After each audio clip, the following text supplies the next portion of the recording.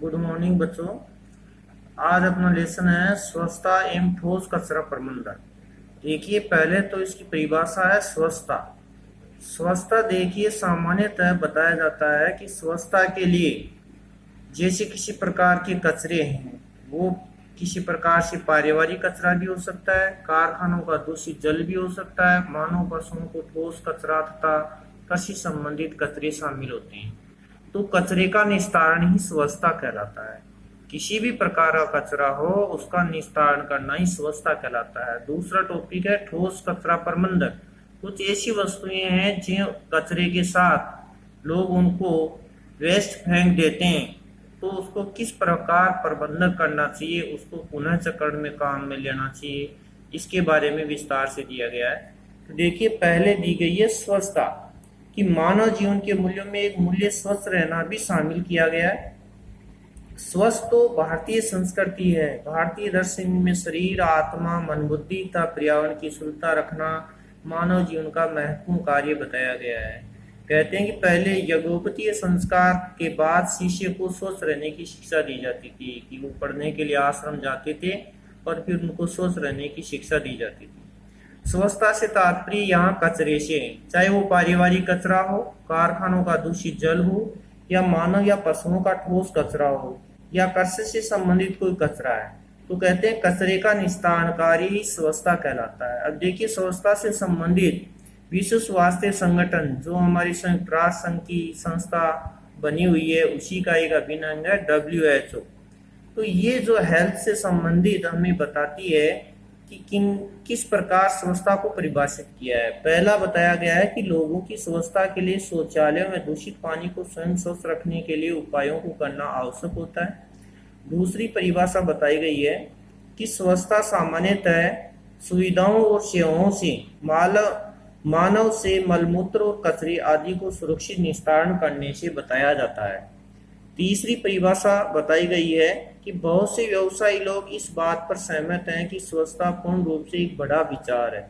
इनमें निम्नलिखित बातें शामिल हैं। मानव के मलमूत्र, कचरे आदि का सुरक्षित संग्रहण, भंडारण, उपचार और निस्तारण तथा पुनः प्रयोग करना ही स्वच्छता कहलाता है।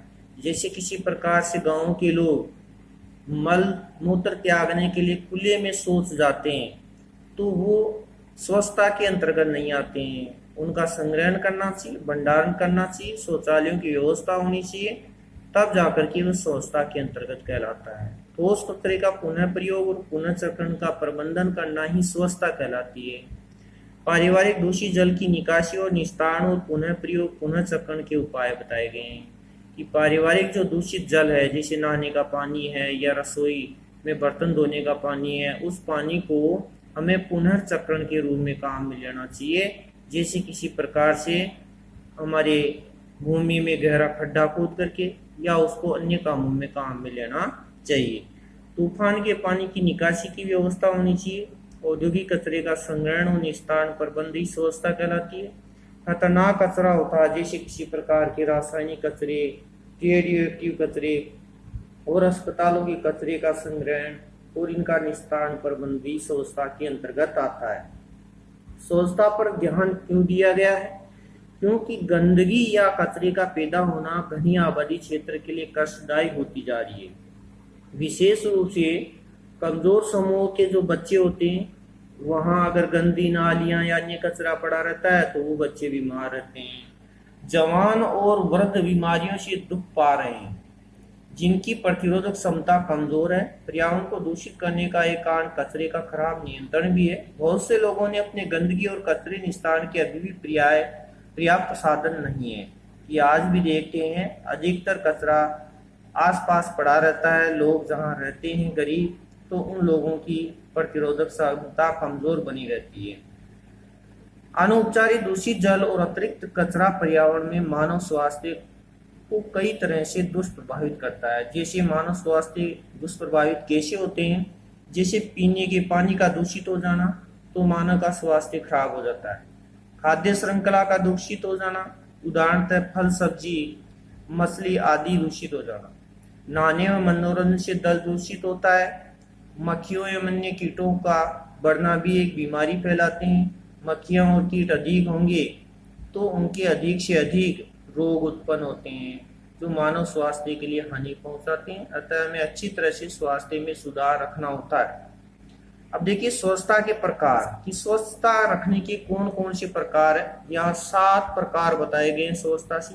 पहला है सामुदायिक स्वच्छता कि समाज में सभी लोगों का दायित्व बनता है कि वे अपने ग्रामीण लोगों को खुले में मल त्यागने से रोके और अनुदानित सुविधाओं का परिचित करवाए कि जो सरकार के द्वारा सुविधाएं मिल रही है कि शौचालयों के निर्माण के लिए पैसा मिल रहा है उनके बारे में अवगत कराना चाहिए। उस स्वच्छता को कहते हैं सामुदायिक स्वच्छता। दूसरी है शुष्क स्वच्छता जिसके अंतर्गत शुष्क शौचालय पेशाबगर आदि अतिरिक्त प्रयासों से केवल हाथ धोना इसका उद्देश्य नहीं है, इसमें स्वच्छता भी रखनी होती है। पारिस्थितिक स्वच्छता बताई गई है कि इसमें सुरक्षित कृषि उपायों और स्वच्छता में गहन संबंध बताया गया है। दूसरे शब्दों में पारिस्थितिक व्यवस्थाएं अतिरिक्त संसाधनों में सुरक्षित पुनः चक्रणशील, इसमें पौष्टिक आहार और जैविक फसलों की पैदावार में अनवीनीकरण संसाधनों के प्रयोग को कम करना है कि अधिक से अधिक जो फसलें उगाई जाती है उसमें जैविक फसलों की पैदावार को या जैविक खाद को ही काम में लेना चाहिए जिससे अधिक से अधिक स्वच्छता रह सके। चौथी स्वच्छता है पर्यावरणीय स्वच्छता कि बीमारियों से संबंधित पर्यावरण के कारकों पर नियंत्रित रखना पर्यावरणीय स्वच्छता के घेरे में आता है। जैसे ठोस कचरा प्रबंधक, पानी और दूषित मल का उपचार, औद्योगिक कचरा उपचार और ध्वनि प्रदूषण की श्रेणी के लघु अंग बताए गए हैं। सुधरी और बिना सुधरी स्वच्छता इसके अंतर्गत बताया गया है कि इसका संबंध हजारों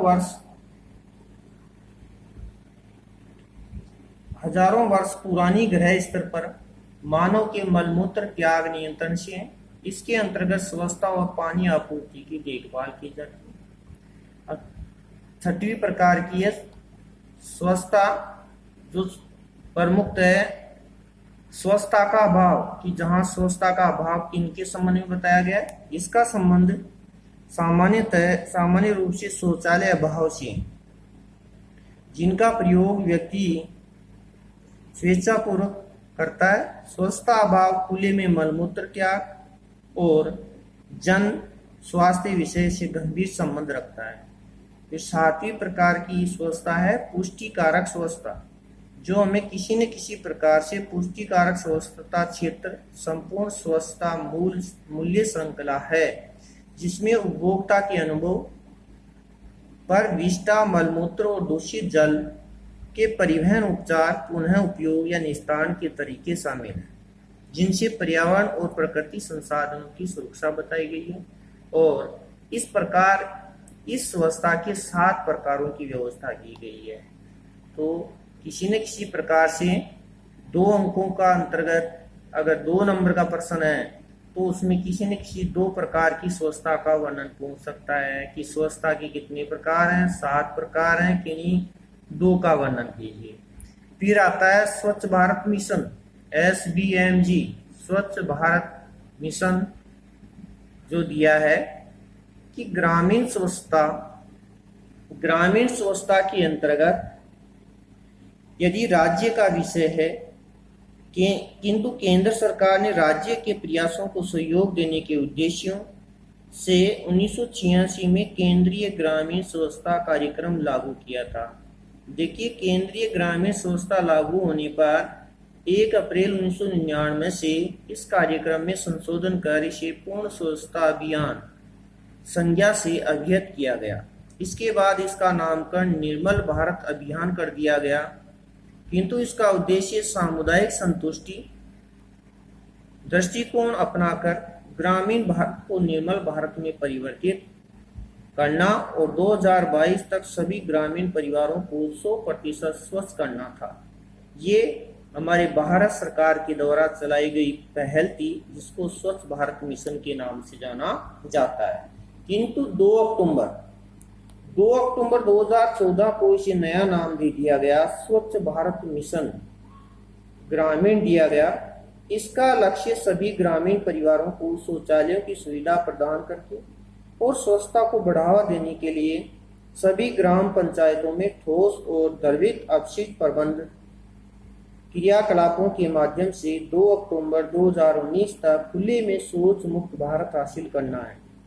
स्वच्छ भारत मिशन ग्रामीण प्रत्येक परिवार शौचालयों के लिए प्रोत्साहन राशि 10,000 रुपये से बढ़ाकर 12,000 रुपये कर दी गई है कि गाँव में गरीब लोग होने के कारण शौचालयों की व्यवस्था नहीं कर पाते, तो हमारी भारत सरकार ने, जो केंद्र सरकार ने गांव के लोगों के लिए 2 अक्टूबर 2019 से, कहते हैं 2 अक्टूबर 2019 में खुले में शौच मुक्त भारत हासिल करना था। इस कारण से ग्रामीण लोगों को जो शौचालय के लिए 10,000 रुपये दिए जाते थे, उसकी राशि अब बढ़ा करके 12,000 रुपये कर दी गई है और 12,000 रुपये उन लोगों को मिलते हैं जिनके पास शौचालय नहीं है। शहरी अवसंरचना, आवास और स्वच्छता, ये तो गांवों से संबंधित थी। ग्रामीण लोगों को किस प्रकार स्वच्छ रखना है, ताकि गांव स्वच्छ रहेंगे तो शहरों को भी किसी प्रकार से स्वच्छ बनाया जा सकता है। शहरी अवसंरचना, आवास, स्वच्छता दी गई है कि देश में अच्छी शहरी अवसंरचना हो, बसने वाले लोग आवास और स्वच्छता प्रदान करने के लिए केंद्र सरकार विभिन्न केंद्र प्रायोजित योजनाओं द्वारा राज्य सरकारों को संसाधन आवंटित कर रही है। देश में राष्ट्रीय वित्तीय संस्थाओं के माध्यम से धन उपलब्ध करा रही है।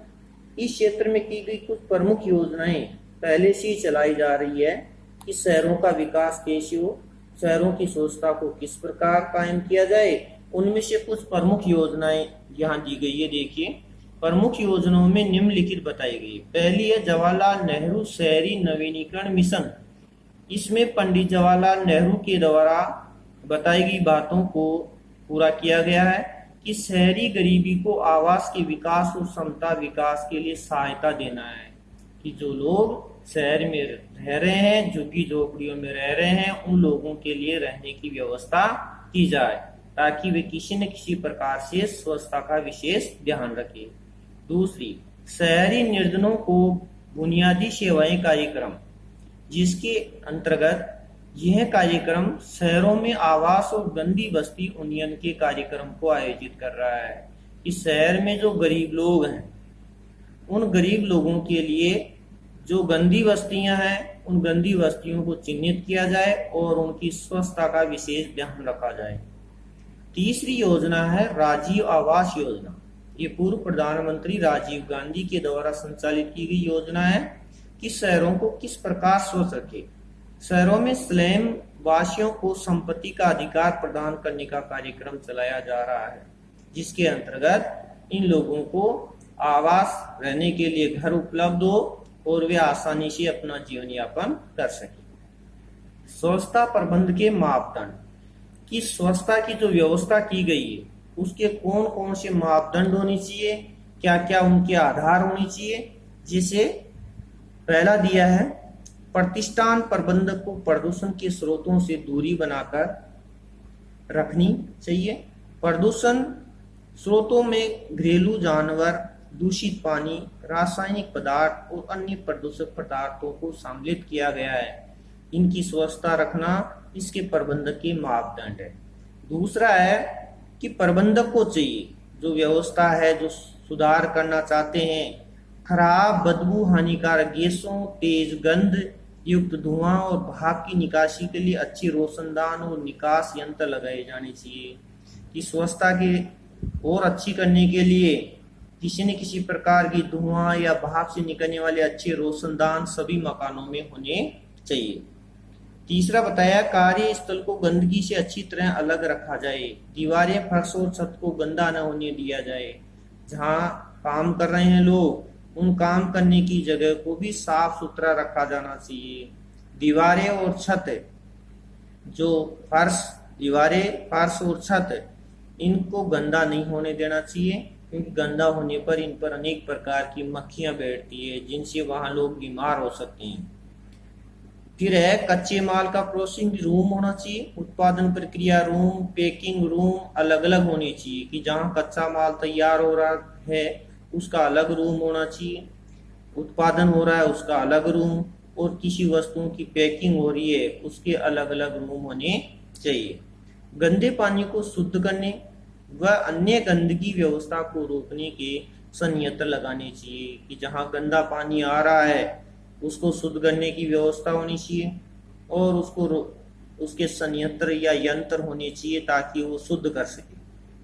फर्श, दीवार, छत को वाटरप्रूफ पदार्थों से साफ करना चाहिए कि जो किसी प्रकार से पानी जैसे पदार्थ नहीं होने चाहिए, अन्य किसी केमिकल से छत और दीवार को साफ करना चाहिए। प्रवेश द्वार, खिड़की, रोशनदान और नालियों पर चूहों, धूल व हानिकारक जीवाणुओं को रोकने के उपकरण लगाने चाहिए। किसी भी प्रकार से खिड़कियों की रोशनदान और नालियों पर जो ऐसे रोशनदान होने चाहिए कि उन रोशनदान से हानिकारक जीवाणु अंदर नहीं जाए, उनके ऊपर उपकरण लगे हुए होने चाहिए ताकि हानिकारक जीवाणुओं को वो उपकरण अवशोषित कर सके। वो ही स्वच्छता की व्यवस्था कहलाती है। खाद्य पदार्थों को बनाते समय, पैकिंग करते समय स्वच्छ, रोगाणु रहित व कीटाणु रहित स्टील के उपकरणों का उपयोग करना चाहिए। कि खाद्य पदार्थों को बनाते समय अधिकतर जो कीटाणु मुक्त बर्तन बताए गए हैं वो है स्टील के, उनका ही उपयोग करना चाहिए। पदार्थों को ठंडा करने व पुनः अधिक ठंडा करने व गर्म करने के स्थानों पर थर्मामीटर लगे होने चाहिए। आराम कक्ष में जो प्रमुख है फ्लश टॉयलेट या गंदगी रोकने के उपकरण लगे हो, वाटरप्रूफ सेफ्टी टैंक होना चाहिए। कहते हैं कि हम जहाँ आराम कर रहे हैं तो हमारे आराम करने के स्थान जहाँ घर हैं तो टॉयलेट और गंदगी रोकने के अलग से उपकरण होने चाहिए जो भंडार के रूप में जैसे शौचालय है, और उनमें वाटरप्रूफ सेफ्टी टैंक होना चाहिए। हम जो पानी पी रहे हैं वो पानी पीने का टैंक बिल्कुल किसी न किसी प्रकार से ढका हुआ होना चाहिए, खुला नहीं होना चाहिए ताकि किसी न किसी प्रकार से पानी जो है स्वच्छ रह सके, दूषित नहीं होना चाहिए। फिर है रेस्ट रूम में हाथ धोने और पहुंचने के लिए वॉशिंग स्टैंड होना चाहिए। किसी न किसी प्रकार से हम रह रहे हैं जहां पर, तो आराम करने से पहले उसमें किसी न किसी प्रकार से हमें उसके अंतर्गत आराम कर रहे हैं तो वहां हाथ धोने के लिए उचित स्टैंड भी होना चाहिए। मेटल डिटेक्टरी का प्रयोग किया जाना चाहिए और भोजन संबंधी भंडार कक्ष, उत्पादन कक्ष तथा पैकिंग कक्ष स्वच्छता पूर्ण तरीके से प्रबंध किए जाने चाहिए। ये हमारे दिए गए हैं किसी न किसी प्रकार से कि हमें इस प्रकार सारी स्वच्छता की व्यवस्था की जानी चाहिए।